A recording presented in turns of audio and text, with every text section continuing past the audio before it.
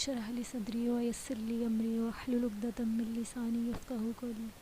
السلام علیکم ورحمۃ اللہ وبرکاتہ۔ امید کرتی ہوں کہ آپ سب بہت اچھی ایمانی حالتوں میں ہوں گے اور اپنی نیتوں کے محاسبے کر رہے ہوں گے۔ ہر کام کرنے سے پہلے آپ کی نیت اللہ سبحانہ و تعالیٰ کی رضا ہوگی انشاءاللہ۔ آج ہم اپنی فصل اول شروع کرنے جا رہے ہیں اور حدیث متفق علیہ ہے۔ جیسے میں نے کل بتایا تھا کہ متفق علیہ وہ حدیث ہے جو صحیح مسلم اور صحیح بخاری دونوں میں پائی جاتی ہے، اور آپ سب نے یہ حدیث سنی بھی ہوگی۔ لیکن جیسے کہ میں نے پہلے آپ سب سے ریکویسٹ کی تھی کہ اب آپ نے غور و فکر بھی کرنا ہے حدیث میں۔ حدیث جبرائیل اس کا نام ہے، اور نام اس کا حدیث جبرائیل کیوں ہے؟ وہ اس لیے حدیث جبرائیل اس کا نام رکھا گیا تھا کہ کچھ احادیث ہوتی ہیں جو خاص ہوتی ہیں اور جن کے مضامین بھی بہت اہم ہوتے ہیں، اس لیے ان کا نام بھی بہت خاص رکھا جاتا ہے۔ اور اس حدیث میں آلموسٹ ایمان کے تمام مبادیات اور اساسی مسائل، یعنی کہ جو فنڈامنٹل پرابلمز ہیں جو دین کے بارے میں لوگ جاننا چاہتے ہیں، وہ پتہ چلے گی۔ ہم سب نے پڑھی ہوئی ہے، لیکن پھر میں کہوں گی کہ ہم اب اس میں غور و فکر کے پہلو دیکھیں گے۔ ہم حدیث شروع کرتے ہیں۔ حضرت عمر بن الخطاب اس کے راوی ہیں، اور آج ہم پوری حدیث نہیں پڑھیں گے، صرف توحید تک پڑھیں گے انشاءاللہ۔ حدیث ہے کہ حضرت عمر بن الخطاب سے روایت ہے کہ ہم لوگ ایک دن رسول اللہ صلی اللہ علیہ وآلہ وسلم کی مجلس میں بیٹھے ہوئے تھے کہ اچانک ایک آدمی آیا جس کا لباس انتہائی سفید اور بال نہایت ہی چمکدار تھے۔ اس پر نہ تو سفر کی کوئی علامت تھی اور نہ ہی ہم میں سے کوئی اس کو پہچانتا تھا۔ وہ رسول اللہ صلی اللہ علیہ وآلہ وسلم کے قریب آ کر بیٹھ گیا اور رعایت ادب کی وجہ سے اپنے گھٹنے آپ کے گھٹنوں سے ملا لی اور اپنے دونوں ہاتھ اپنے گھٹنوں پر رکھ لیے۔ پھر اس نے سوال کیا کہ اے محمد صلی اللہ علیہ وآلہ وسلم، مجھے اسلام کے بارے میں بتائیے کہ اسلام کیا ہے؟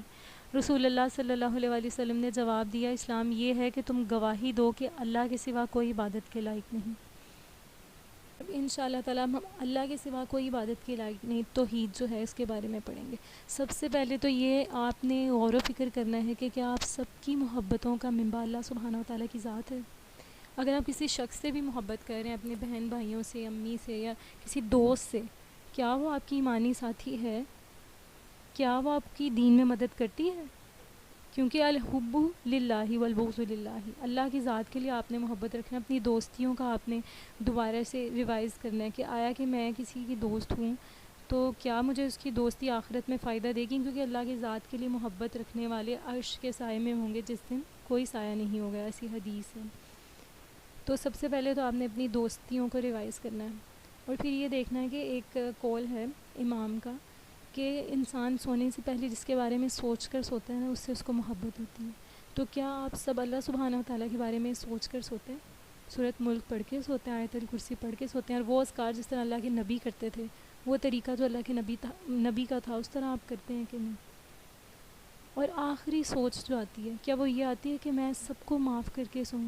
کیونکہ اللہ سبحانہ و تعالیٰ حدیث قدسی اللہ سبحانہ و تعالیٰ نے فرمایا کہ جو بندہ سب کو معاف کر کے سوتا ہے نا، تو میری جلال جو ہے نا وہ میں جلال میں آ جاتا ہوں، اور میں یہ کہتا ہوں کہ میرے بندے کیا تو میرے سے زیادہ غفور ہے؟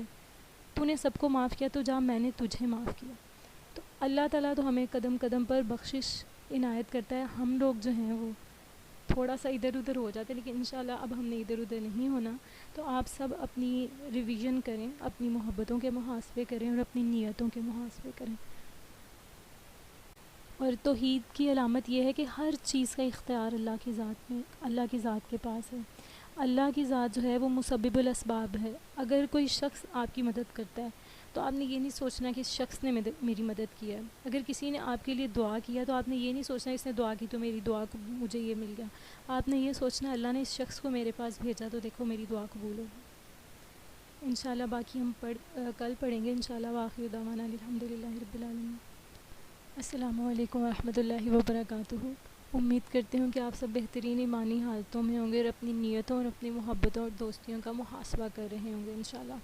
اب ہم حدیث جبرائیل کا دوسرا حصہ پڑھتے ہیں۔ اس سے پہلے میں آپ کو بتاتی چلوں کہ جیسے کہ رمضان شروع ہو رہا ہے تو میں یہ سوچ رہی ہوں کہ ہم اس 4 منٹ کی آڈیو کو یا تو دو میں ڈیوائڈ کر دیں، ایک میں صوم کا باب پڑھ لیں روزے کا، اور ایک میں کتاب الایمان ہماری چلتی رہے۔ آپ سب نے مجھے سجیشنز دینی ہیں اس پہ کہ یہ 4 منٹ کی ایسے ہی چلتی رہے اور صوم کی ہم 2 منٹ کی کر لیں۔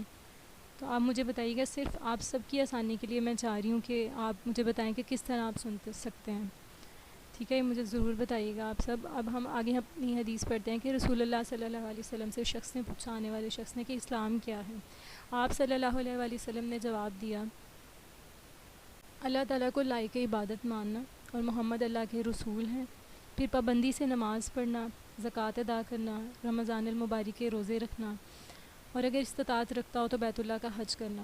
اس شخص نے عرض کیا، آپ نے صحیح اور سچ فرمایا. حضرت عمر رضی اللہ تعالیٰ عنہ فرماتے ہیں کہ ہمیں تعجب ہوا کہ یہ آدمی سوال بھی خود کر رہا ہے اور جواب بھی خود ہی دے رہا ہے. پھر اس شخص نے سوال کیا کہ محمد، ایمان کیا ہے صلی اللہ علیہ وسلم. آپ نے ارشاد فرمایا کہ ایمان یہ ہے کہ تم اللہ تعالیٰ کو اور اس کے فرشتوں کو، اس کی کتابوں کو، اس کے رسولوں کو اور قیامت کے دن کو دل سے تسلیم کرو اور اس کی بھی تصدیق کرو کہ ہر اچھی اور بری تقدیر اللہ سبحانہ و تعالیٰ کی طرف سے ہے. انبیاء پر ایمان یہ ہے کہ آپ یہ مانیں کہ انبیاء نے اپنی تبلیغ کا حق بہترین ادا کیا. انبیاء اپنی نبوت سے پہلے اور بعد میں معصوم تھے، گناہوں سے پاک تھے، اور محمد صلی اللہ علیہ وسلم اللہ تعالیٰ کے آخری نبی ہیں. اس کے بعد ہے ایمان بالآخرہ، آخرت پر ایمان رکھنا، قبر کی زندگی پر ایمان رکھنا، سور پھونکے جانے پر ایمان رکھنا، قیامت کے وقوع پذیر ہونے پر، حشر نشر ہونے پر، حساب کتاب پر، جزا و سزا پر، روح کے معاملات پر، جنت اور جہنم پر. اچھا، ایسا ہے کہ روح کب کون کہاں مرے گا، کب مرے گا، قیامت کیسے کب قائم ہوگی، قبر کے حالات اور تقدیر، یہ غیب کی کنجیاں ہیں. ان کا علم جتنا ہمیں پتہ چل گیا اتنا ٹھیک، ان کے بارے میں زیادہ غور و فکر کرنے کا نہیں کہا گیا. جیسی ایز اٹ از آپ کو حدیث پتہ ہے، بس آپ نے عمل کرنا ہے ان کے لیے. ہم انشاءاللہ ان کے باب جب پڑھیں گے تب بھی آپ کے بہت سے سوالات کے جواب آ جائیں، وہ کلیئر ہو جائیں گے انشاءاللہ.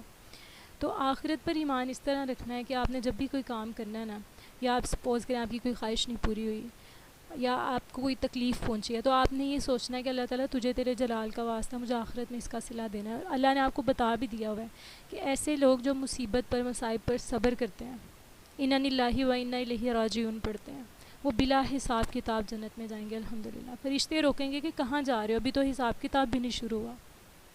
تو وہ کہیں گے ہم جنت میں جا رہے ہیں. پھر اللہ فرشتوں سے کہے گا یہ میرے وہ بندے ہیں جو جب ان کو مصیبتیں آئیں دنیا میں تو انہوں نے صبر کیا تھا. تو فرشتے کہیں گے ہاں تم حقدار ہو اس نعمتوں والی جنت کے. تو کیا آپ سب نہیں چاہتے کہ اس نعمتوں والی جنت کے حقدار بن جائیں؟ تو کیا یہ دنیا کی 40 50 60 70 سال کی زندگی میں اگر صبر کرنا پڑ جائے تو ہمارے لیے گھاٹے کا سودا ہے؟ اللہ کے نبی کی حدیث ہے کہ ایسا بندہ جس کی کوئی خواہش نہیں پوری ہوگی، قیامت والے دن جب اپنا انعام دیکھے گا وہ کہے گا کاش میری کوئی دنیا میں حاجت نہ قبول ہوئی ہوتی. اور وہ لوگ جن کو دنیا میں ہی سب کچھ مل گیا ہوگا وہ کہیں گے کاش ہمیں واپس دنیا میں بھیجا جائے، ہمیں آروں سے چیر دیا جائے اور ہم صبر کریں اور پھر ان لوگوں کے مقام تک پہنچ جائیں. تو اگر کبھی بھی کوئی مصائب یا تکالیف آئیں تو آپ نے گھبرانا نہیں ہے، آپ نے کہنا ہے انا للہ و انا الیہ راجعون. اور حضرت ام سلمہ نے جس طرح کہا تھا جب ان کے شوہر کی ڈیتھ ہو گئی تھی، انہوں نے پڑھا تھا اللہم اجرنی فی مصیبتی واخلف لی خیرا منہا، کہ مجھے اس مصیبت پر جو ہے وہ صبر دے، اجر دے اور اس سے بہترین عطا فرما. انہوں نے سوچا کہ ابو سلمہ سے بہتر میرے لیے کون ہوگا، تو بتائیں بھلا کون تھا؟ پھر اللہ کے نبی سے ان کی شادی ہوگی الحمدللہ. باقی جو ہے ایمان بالقدر اور احسان انشاءاللہ ہم کل پڑھیں گے. وآخر دعوانا الحمدللہ رب العالمین. السلام علیکم ورحمۃ اللہ وبرکاتہ. حدیث جبرائیل کا اگلا حصہ جو ہے وہ اب ہم پڑھنے جا رہے ہیں کہ پھر اس شخص نے سوال کیا کہ اے محمد صلی اللہ علیہ وآلہ وسلم، احسان کیا ہے؟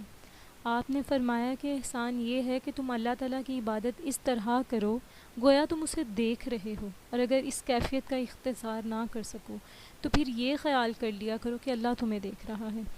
یہ اتنی بڑی بات ہے اپنی نمازوں کو درست کرنے کے لیے کہ لوگ اکثر کہتے ہیں کہ جی ہمیں نمازوں میں خیال آتا ہے، ادھر ادھر کے خیالات آتے ہیں. وہ آتے ہیں کیونکہ احادیث میں آتا ہے کہ شیطان جو ہے وہ بندے کے کان میں آ کر کہتا ہے اس کرتو یاد کر، اور ساری چیزیں اس کو پھر نماز میں ہی یاد آتی ہیں.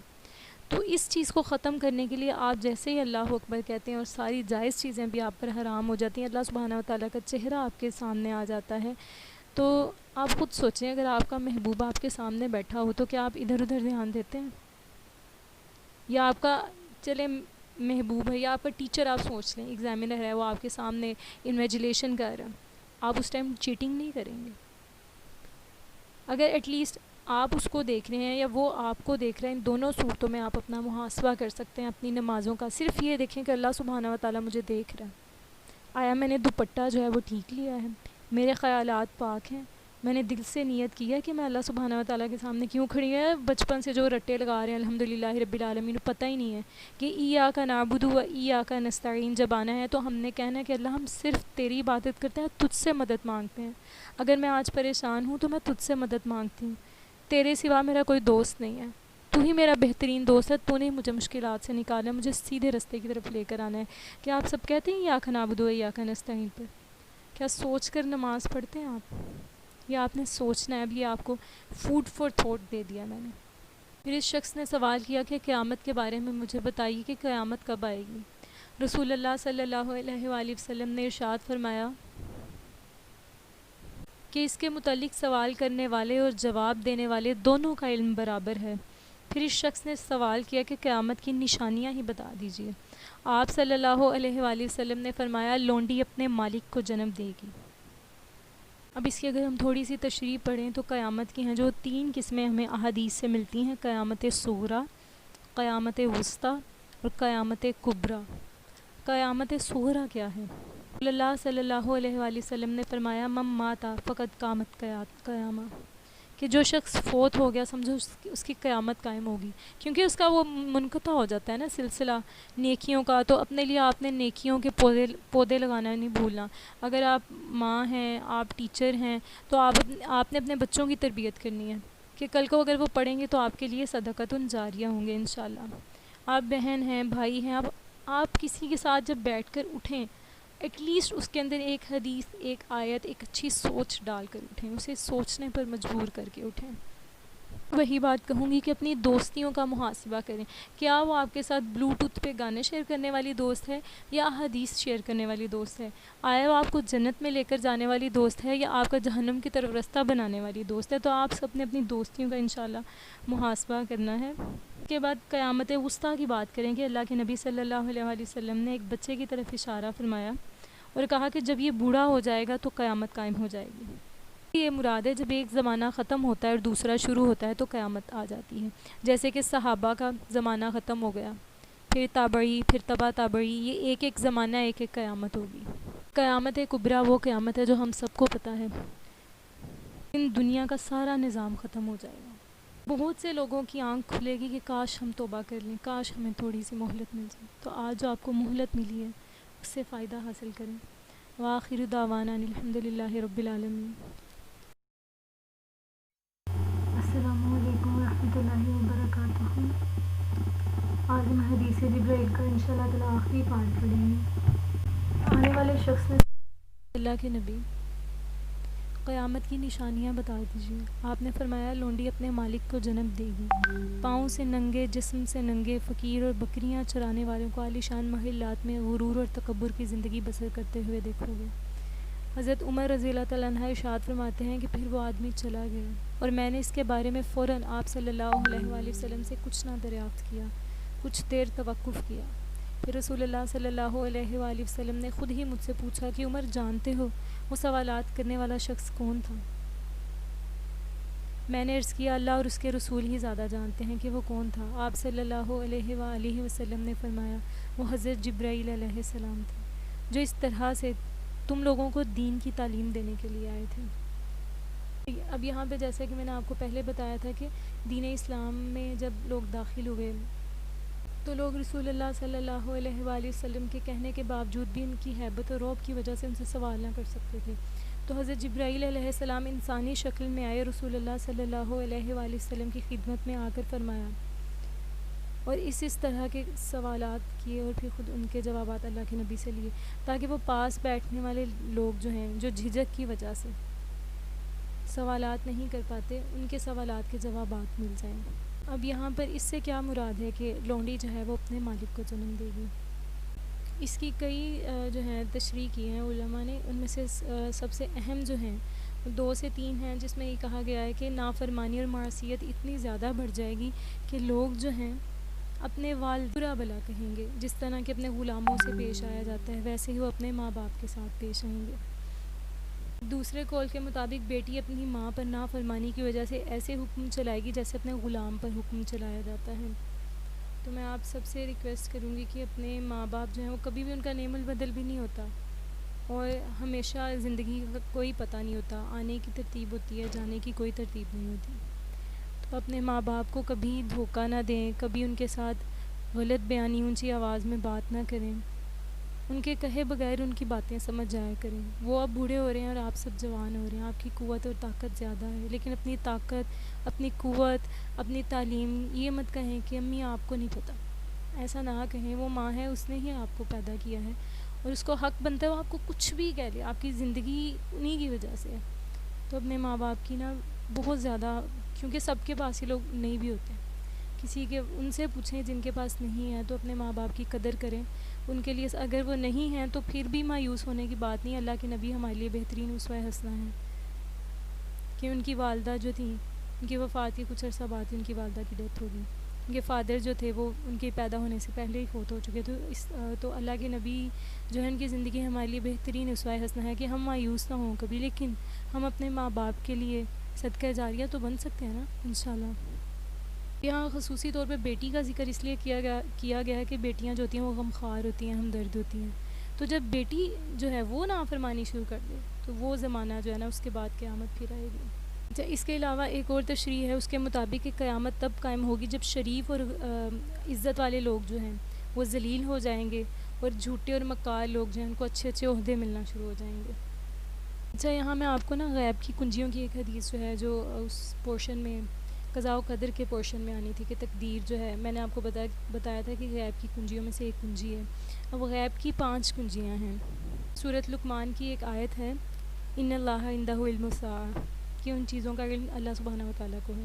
آیت کے شان نزول میں ہے وہ 5 چیزیں کہ قیامت کب آئے گی، بارش کب ہوگی، کوئی عورت جو ہے وہ بیٹا پیدا کرے گی یا بیٹی پیدا کرے گی، اور فیوچر میں کیا ہونے والا ہے، اور انسان کہاں پر فوت ہوگا اور قیامت کب آئے گی. یہ ساری چیزیں جو ان کا علم صرف اللہ سبحانہ و تعالیٰ کی ذات کو ہے.